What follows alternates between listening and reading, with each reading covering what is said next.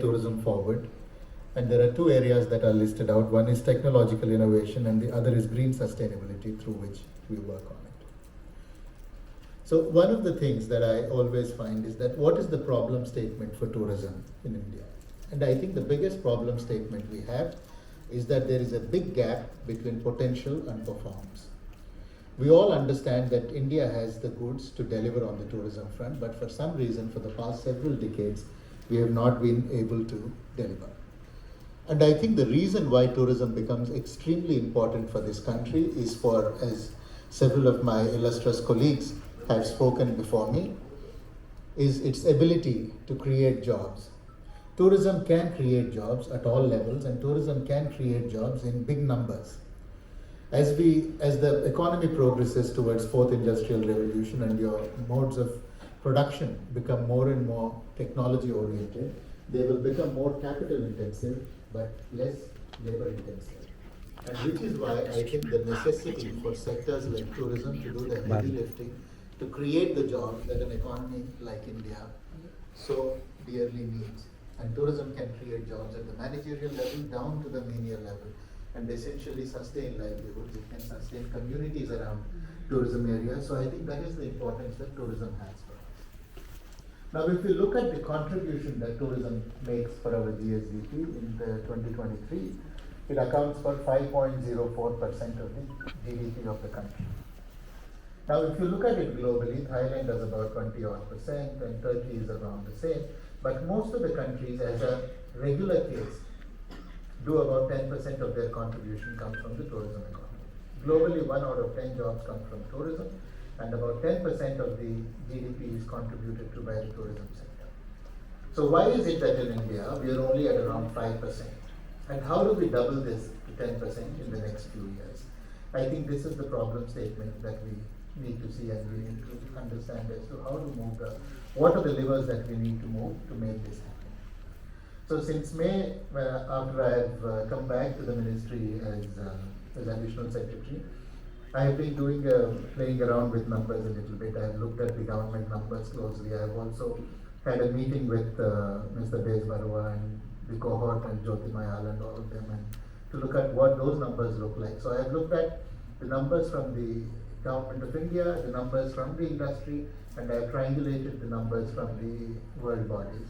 And I have just put together a few slides, to sort of give an idea of what I think where the problem, some of the areas where the problem lies. So these are the numbers that we all know. That international tourist arrivals in 23 account for 17 million, and foreign tourist arrivals is 9.2 million. That is, international tourists have also include Indian passport holders, but who normally reside abroad. But foreign tourist arrivals are only foreign passport holders. Domestic tourism visits are 2,510 million or 2.5 billion, and our outbound is at 27 million, and our contribution to GDP is 5.04%, and our contribution to employment is 76 million. Now, this 76 million is a omnibus figure. This is something I think we need to do a little bit more work to make sense of where it is contributing from. So apart from this, I have tried to look at what the numbers really mean.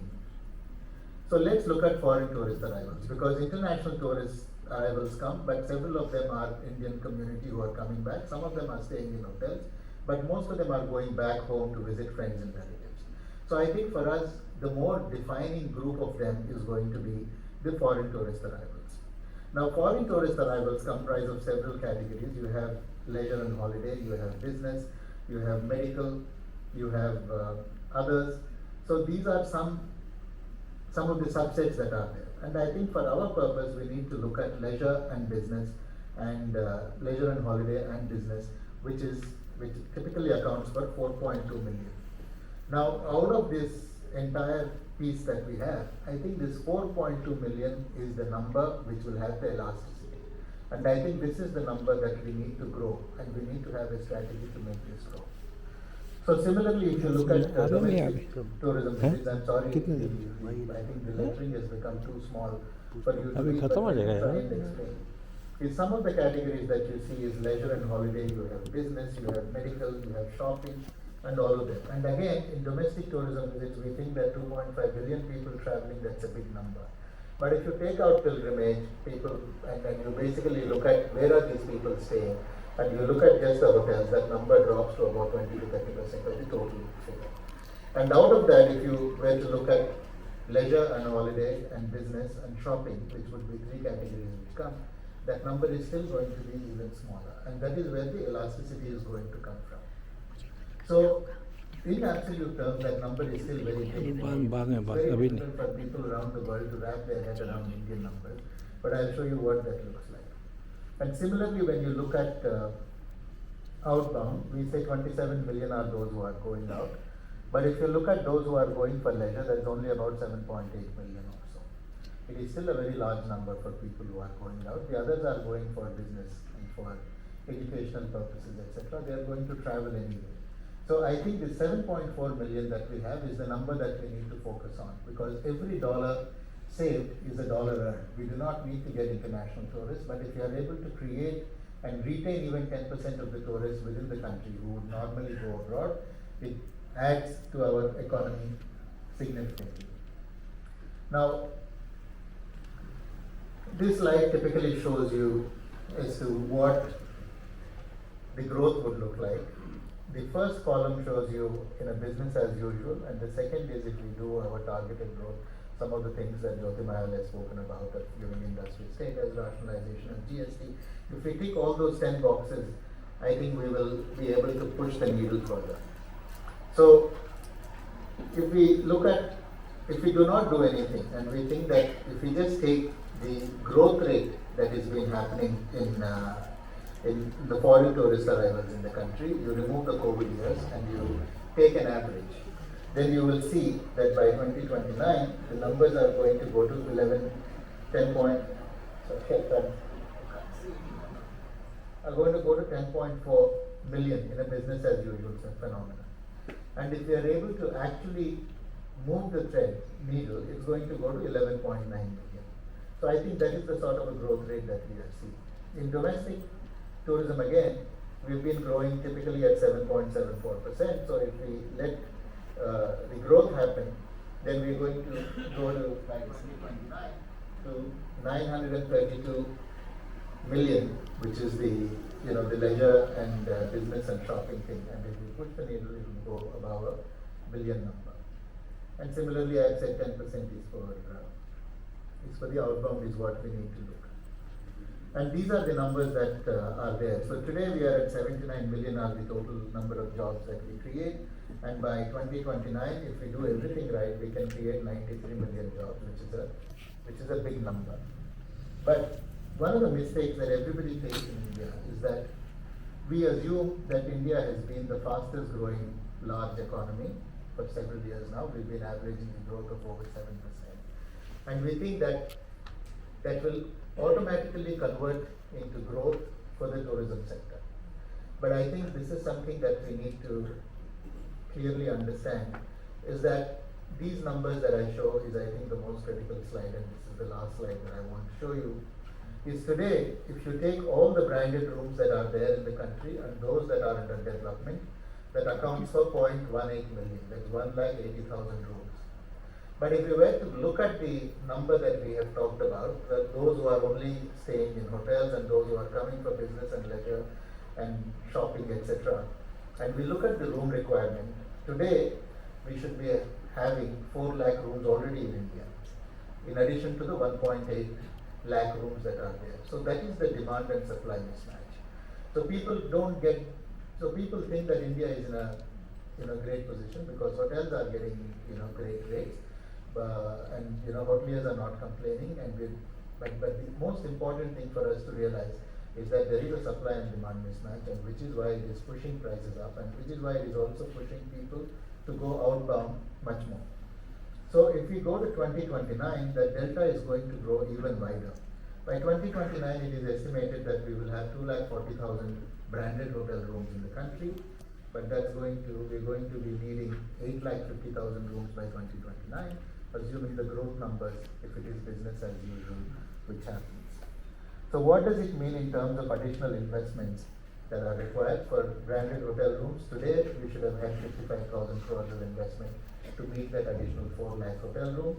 And by 2029, that number would actually jump to 1,30,000 crores in terms of investment. So similar story for unbranded rooms. If you look at those that are unbranded hotel rooms under development, we have about 1.5 million rooms now, but we should be having today an additional 2.8 million hotel rooms. And by 2029, we would have 2 million hotel rooms, that's the estimate, and we need to have an additional 6.5 million or 65 lakh hotel rooms, which means that today we need to have 4 lakh crores of investment going into building these unbranded hotel rooms, and that will actually go on to 8,72,000 crores by 2029. So I think if you have to define it in terms of a problem statement, is India is growing rapidly and there is nothing in the economy to show that it will slow down. But one of the things that the big misses that is happening is that tourism is not keeping pace. And I think the reason why that is happening is that there is a huge supply and demand mismatch. While demand is growing, is rocketing ahead, supply is not keeping up. And I think the reason why that is happening is for 2 reasons. The first is I think we have to change the capital structure, because the capital structure that we have today is not amenable to developing something, an asset class like hotels, which are typically medium gestation projects or medium to long-term gestation projects. Today, most of the hotels qualify under real estate, which means that your payback needs to happen within an 8-year period and your interest rates are higher. So it is just not making sense for people to invest into hotels. So one of the things that the government of India has recently done is to bring hotel investments into the harmonized list of infrastructure. But they have put a rider and they have said it will only apply to places with population of less than 1 million, which is essentially restricting it quite a lot. So I think we need to open that up. The second thing that we need to do is to get the states to incentivize hotels. And I think the whole thing from an economy perspective that we need to look at is how do we take investors past the tipping point so that they are able to make that investment with the confidence that it's going to work. There will be business risk, everything else. But as a case, when you work with the numbers, it should be something that is remunerative, because investments do not happen on passion alone. Investments happen because there is money to be made. So I think these are some things that we need to work, and state needs to really look at what are the levers that are there for them to incentivize investors to come and invest into the hospitality segment, which means essentially they need to look at GST for capital construction, they need to look at power tariffs, lower power tariffs. They need to free up the development norms, because in India, for example, today, hotels have a very high requirement of parking that they are expected to build. But unfortunately, in India, people do not travel like in the US on car when they go to different places. So you do not require that. So that's actually adding about 15 to 20% of the additional cost of the hotel is getting added because of that. Similarly, when you travel all around the world, you will find that there is no big offset between the road and the hotel. In India, we insist on a very large offset. So all of these make the development cost of the hotels also go higher. So I think there is a great case for rationalization from the state side for us to make this happen. So several years ago, and when Mr. Zubshi was Secretary of Tourism, we had done this Incredible India Investor Summit, IITIS.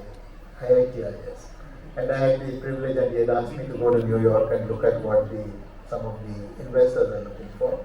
And I met the CEO of Warburg and Pincus.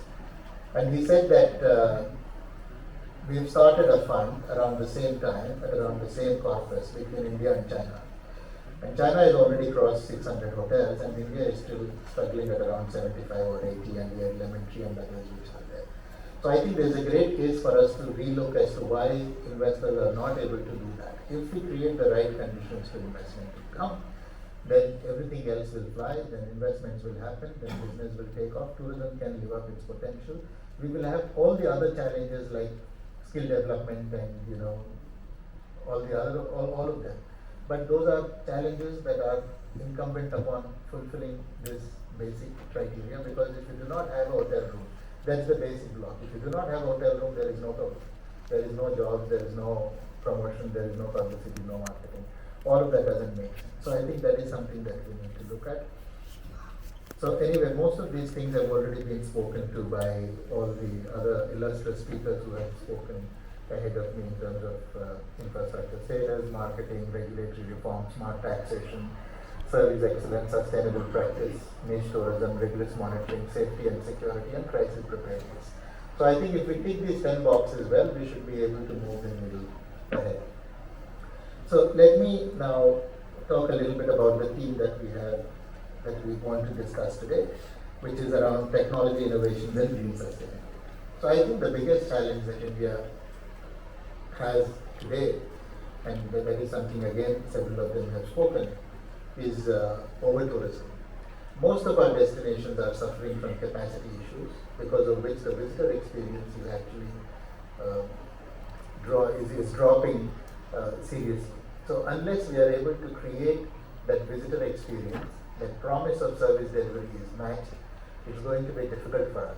It's going to be a challenge, because we all know that most of our hill stations today have become impossible to reach, and they have become so crowded. If this room can hold 100 people and if you put 500 people, it's not going to be comfortable for anybody. And I think that is the problem that we have today in most of our destinations. So I think we need to start thinking about how do we put some limits on the number of people who come into a destination, and how do we ensure that the quality of the experience does not get compromised. Recently I read a tweet by a doctor on social media. He said that he was going to a hill station and he and his wife were going to celebrate their wedding anniversary. What was to be a 3-hour ride took 8 hours. By the time they reached, it was already dark. They were so tired they could hardly celebrate, and the next morning they had the anxiety to reach back in time. So as soon as they woke up, they had an early breakfast and left. Now that's completely beyond the purpose. Those are things that we need to avoid. When a tourist pays the money, we need to ensure that the experience is delivered. So I think we need to see as to how we revert this whole capacity piece. Retrofitting regulation is always going to be difficult. So one of the things that we should start planning for aggressively from now is how do we start visualizing and building alternate destinations. And Mr. Bezbarova, when he spoke, mentioned the 50 destinations, etc. I think we probably need something like closer to 150. For example, if we have a place like Shimla, which all of us know, during the season it gets totally overcrowded, and if there is any other place we can open up within say 20-30 kilometers of driving distance from there, you bring the whole ecosystem of tourism there. There is enough purchasing power for us to support something like that. And I think this is something that we need to look at. How can we do some original thinking to open up newer destinations?